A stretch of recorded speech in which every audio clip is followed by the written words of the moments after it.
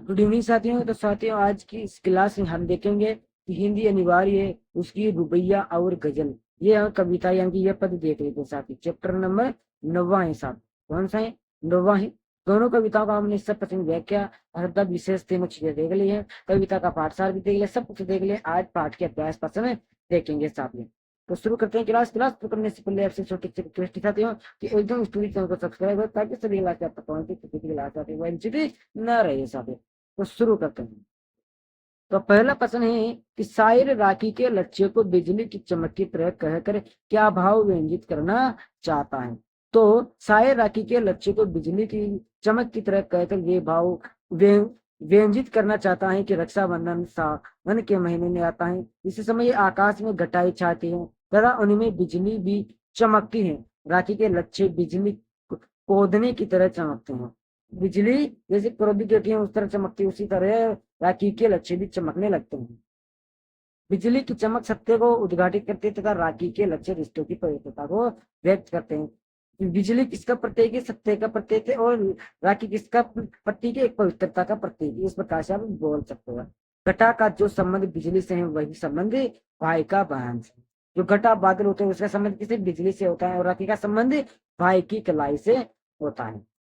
दूसरा है कि खुद का पर्दा खोलने से क्या आस है? तो पर्दा खोलने से आस है कि अपने बारे में बताना। हम कहते हैं कि किसी की लड़ाई हो जाती है, एक से दो बच्चे नहीं कहते हैं कि मैं तुम्हारा पर्दा पास कर दूंगा, मैं तुम्हारे बारे में सब कुछ बता दूंगा। इस प्रकार से अपने बारे में सब कुछ बता देंगे।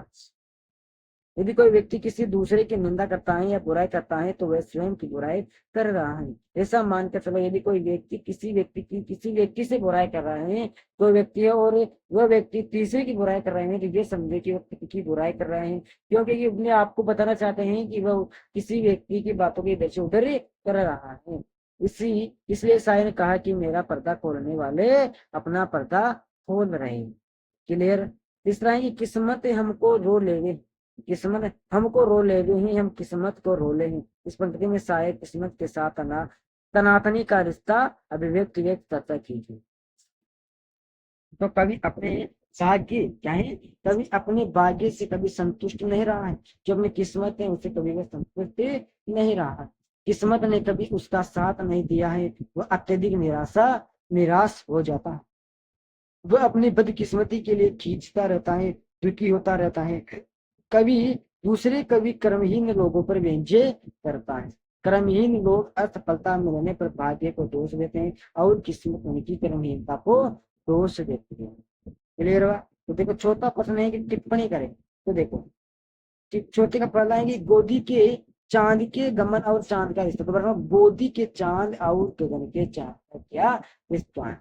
तो गोदी के चांद से आते हैं बच्चा, और गगन के चांद से आते हैं आसमान में निकलने वाला चांद। इन दोनों में गहरा और नजदीकी का रिश्ता है। दोनों में कई समानताएं।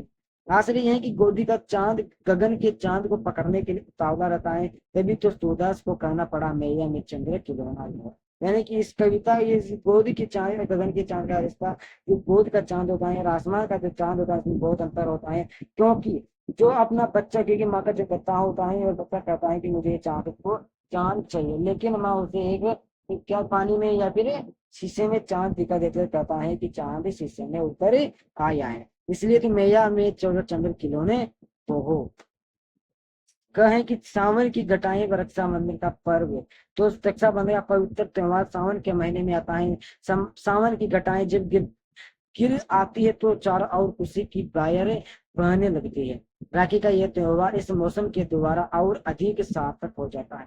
सावन की काली काली घटाएं भाई को संदेश देती है, तेरी बहन तुझे याद कर रही है। यदि तू इस पवित्र त्योहार पर नहीं गया तो उसकी आंखें से मेरी तरह टूदे टपक पड़े। क्लियर? तो ये हमारे प्रश्न खत्म हो चुके हैं। आगे देखेंगे अन्य महत्वपूर्ण प्रश्न।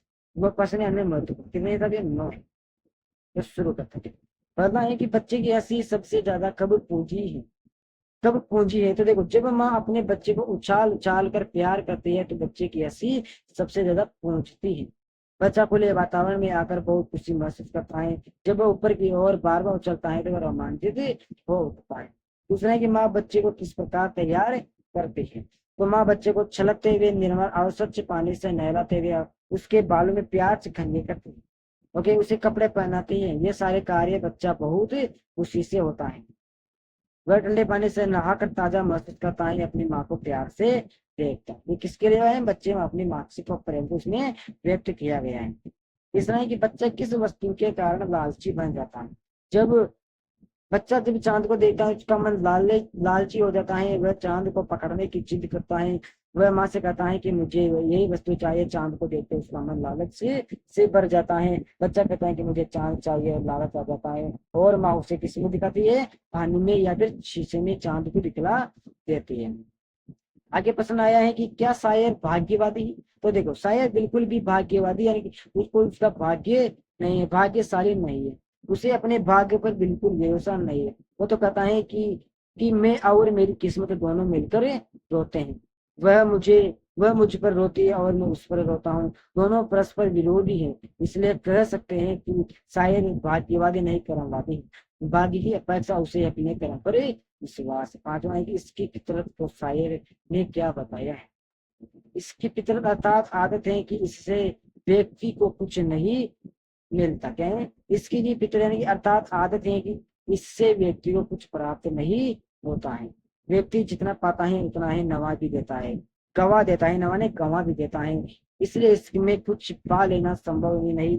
किसी ने आज तक इसमें कुछ भी नहीं पाया, केवल खोया है अपना चैन गवाया है। तो देखो साथियों, एक दौसा जिले की एक बहुत ही खतरनाक घटना सामने आई। इसमें पे था, लेकिन उसको करे बुला कर इसको मरवा दिया। इस प्रकार से इसको नहीं करना चाहिए। इससे क्या मिलता है? बस अपने आप को गंवाना या फिर अपने घर वालों की बर्बादी देखने को मिलती है।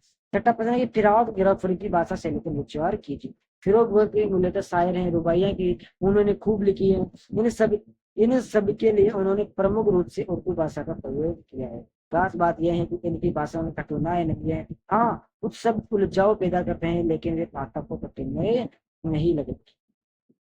सातवां प्रश्न है कि गोरखपुर की अलंकार योजना पर प्रकाश डालें।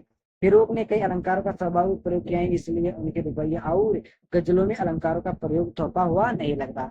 ये भाव और प्रसंगों के अनुकूल इनमें आए हैं। शायर ने मुख्य रूप से इनका उपमा, अनुप्रकाश, संदेह और पुनरुक्ति प्रकाश अलंकारों का प्रयोग किया है। आठवां प्रश्न देखो, आठवां प्रश्न कहता है गोरखपुरी की रुबाइयों के कला पक्ष के बारे में बताइए। तो गोरखपुरी की रुबाइयां कला पक्ष की दृष्टि से बेहतरीन मन बन पड़ी है। भाषा सहज और प्रभावी है। भावानुकूल शैली का प्रयोग हुआ है। उर्दू शब्दावली के साथ साथ शायर ने देशी संस्कृति के शब्द का भी स्वाभाविक ढंग से इसमें प्रयोग किया है। कौन कौन से देशी शब्द? लोका, पिनाही, कुत्ते, लाभी और आदि शब्दों में भी रुबाइयां भी प्रभावी बन पड़ी। आगे नवा प्रश्न है कि रक्षाबंधन की सुबह रस की पुतली छाए हैं, घटागमन की हल्की हल्की बिजली की तरह चमक रहे हैं, लच्छे भाई के बांधते चमकते रहे, इस रुपये का कला संदेश स्पष्ट कीजिए। भाषा सहज और सरल और प्रभावशाली है। शायर ने उर्दू शब्दों के साथ साथ देशी शब्दों का भावानुकूल प्रयोग किया है। अनुप्रकाश, पुनरुक्ति प्रकाश और रूपक अलंकारों का इसमें सुंदर प्रयोग किया गया है। नव पाठ नव के जो नवा चैप्टर था साथी, उसमें भी आज इसके लिए लुबैया और गजल कलम, इसका चैप्टर नंबर 10वां देखिए। क्लियर? तो सभी दोस्तों को चेंज